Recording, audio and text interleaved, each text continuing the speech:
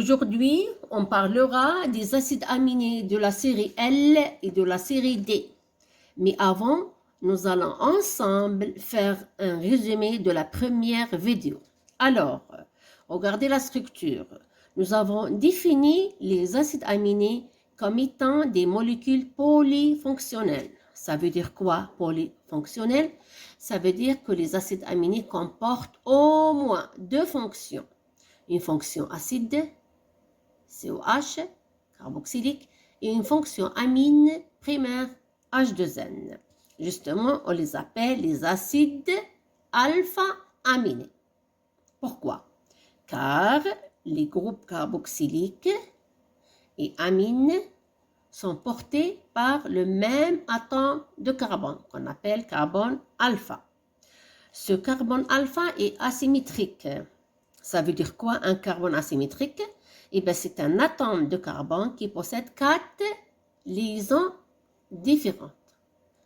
Regardez, ce carbone alpha est lié à une fonction carboxylique acide, COH, différente de la fonction amine primaire H2N, différente de l'atome d'hydrogène et bien sûr différente de la chaîne latérale R. Les 20 alpha-aminoacides comportent un carbone asymétrique, à l'exception d'un seul, la glycine au glycocol. Regardons ensemble la structure de glycine. Au niveau du radical, on remarque qu'on a un deuxième atome d'hydrogène, donc glycine ne possède pas un carbone C-alpha asymétrique. Alors on dit, à l'exception de glycine, d'un seul acide aminé parmi les 20, tous les acides aminés existent sous deux formes. Les acides aminés L et les acides aminés D. Alors, les acides aminés sont définis en série L et D seulement par la position de la fonction amine H2N. Si la fonction amine primaire H2N est à gauche, on parle d'un L acide aminé. Si la fonction amine primaire est placée à droite, on parle d'un D acide aminé. Alors, on appelle les acides aminés L et les acides aminés D des images par rapport à un miroir. Ce sont les énantiomères. Donc, c'est quoi énantiomère? Ce sont deux molécules, images, l'une par rapport à l'autre, dans un miroir. Un L acide aminé et l'image de D acide aminé, et vice-versa. C'est-à-dire, un D acide aminé, son image par rapport à un miroir, c'est un L acide aminé. Ce sont les énantiomères ou bien les énantiomorphes. Maintenant, la question qui se pose, est-ce que on peut trouver des acides aminés D et L? Ben oui, bien sûr, mais chez l'homme, les acides alpha-amines constitutifs des protéines sont tous de configuration L. Pourquoi? Tout simplement car les acides aminés L sont codés par l'ADN. Maintenant, on se pose la question, est-ce que dans la nature, on trouve les acides aminés D et L? Bien sûr que oui. Mais les acides aminés D sont rares comparés aux acides aminés L. Maintenant, où est-ce qu'on trouve les acides aminés D? On trouve les acides aminés D soit dans les antibiotiques bactériens, soit dans diverses plantes comme l'ail, par exemple, soit dans les protéines des organismes marins, et encore, on peut les trouver dans la paroi bactérienne. Généralement, dernièrement, on peut dire que les acides aminés D joue un rôle dans certaines maladies, mais ce domaine reste inconnu et incompris. Maintenant, on se pose la question, est-ce que parmi les 20 alpha-aminoacides à part la glycine, il y a des acides aminés qui possèdent en plus du carbone alpha un deuxième carbone asymétrique? Bien sûr que oui.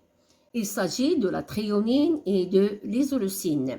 La thréonine et l'isoleucine ont deux carbones asymétriques, c'est alpha et c'est bêta. Regardez s'il vous plaît le tableau de classification des 20 alpha-aminoacides protéinogènes. Vous pouvez le recharger, il est dans la boîte de description en bas. Bien, l'isoleucine possède deux carbones asymétriques, c'est alpha et c'est bêta, ainsi que la thréonine qui possède aussi deux carbones asymétriques, c'est alpha et c'est bêta.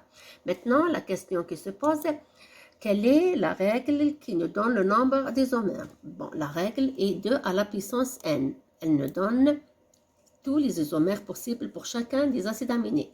Je rappelle que n, c'est le nombre de carbones asymétriques, c'est alpha et c'est bêta. Donc, on a 4 isomères pour chacun. Alors, je vais commencer par la thréonine. On doit respecter certaines règles chimiques. Alors, lorsqu'on écrit un acide aminé, on essaye d'écrire un squelette carboné le plus lent. Alors, et bien sûr, la fonction acide porte le chiffre le plus faible, c'est-à-dire 1. Donc, le carbone alpha, c'est le carbone 2 et le carbone bêta, c'est le carbone 3. Comment on définit L-thréonine? Alors, L-thréonine n'est définie que par la position de la fonction amine primaire à gauche. Seulement la position de la fonction amine primaire à gauche. Contrairement à D, elle est définie par la fonction amine primaire à droite. Mais si vous avez remarqué, dans le plan droit ou bien dans le plan gauche, il n'y a que la fonction amine primaire. Je passe maintenant aux deux autres qui restent. Il s'agit de L-thréonine, allo, et de D-allothréonine. Alors, c'est quoi allo? Allo, lorsqu'on place, regardez, dans le même plan gauche, L, la fonction amine primaire en H2, et notre fonction, dans notre cas, hydroxyne, on parle de allo. Donc, L-allothréonine est définie par quoi? Et par la position de la fonction amine primaire à gauche et la fonction hydroxyle, OH, à gauche. Alors que D est défini par la position de la fonction amine à droite, allo, donc dans le même plan droit, il y a une deuxième fonction. Dans notre cas, c'est la fonction hydroxyle.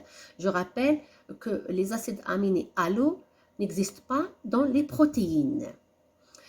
Alors maintenant, je passe à l'isoleucine. Regardez l'isoleucine, pardon. L'isoleucine, les mêmes règles, on va écrire la fonction COH en haut pour créer notre squelette carboné le plus long. Mais maintenant, l'étudiant va dire pourquoi on n'a pas placé CH3 en bas. Eh bien, parce que si on place CH3 en bas, on aura 1, 2, 3, 4. Une chaîne à 4 carbones. Mais maintenant, on a une chaîne à 5 carbones. 1, 2, 3, 4, 5. Donc, on crée ensemble la chaîne carbonée la plus longue. L-isoleucine est définie aussi par la présence de la fonction amine primaire à gauche. Seulement la fonction amine primaire à gauche. D est définie aussi seulement par la fonction amine primaire à droite. L-allo-isoleucine est définie par deux critères, et la fonction amine primaire à gauche et la fonction méthyle à gauche, alors que D-allothréonine est définie par la fonction amine primaire à droite et la fonction méthyle à droite. Et maintenant, on répond à la question numéro 10. Alors, le pouvoir rotatoire d'un L-acide aminé est fonction de la série d'appartenance. Alors, je rappelle pour pouvoir répondre à cette question. Alors, tout le monde sait qu'il n'y a aucune relation entre le pouvoir rotatoire et la déviation de la lumière polarisée. C'est-à-dire, une molécule de la série L peut dévier la lumière à droite, ça c'est le signe plus à droite ou d'extrogir, ou bien à gauche, moins c'est la déviation à gauche ou l'hypogire. Quand on peut avoir une molécule qui appartient à la série D, mais elle dévie la lumière à droite, d'extrogir c'est le plus, ou bien elle peut dévier la lumière à gauche, c'est l'hypogire. Donc, il n'y a aucune relation. Donc, le pouvoir rotatoire n'est pas fonction de la série. Alors, est-ce que le pouvoir rotatoire d'un LHC laminier est obtenu par mesure de l'angle? Bien sûr que oui. Donc, cette réponse, elle est juste. Donc, on va choisir cette réponse-là. Pourquoi? Tout le monde connaît la formule de calcul du pouvoir rotatoire. Elle est fonction de l'angle de déviation. Et vous avez détaillé ça au chapitre des glucides. Maintenant, est-ce que le pouvoir rotatoire d'un acide aminé est négatif si le acide aminé est levogir? On vient de le dire. Levogir, ça veut dire moins. Donc, négatif, ça veut dire levogir. Voilà. Donc, faites attention. Ici, levogir, ça veut dire négatif. Est-ce que le pouvoir rotatoire d'un acide aminé est fonction de la structure? Bien sûr. Pourquoi?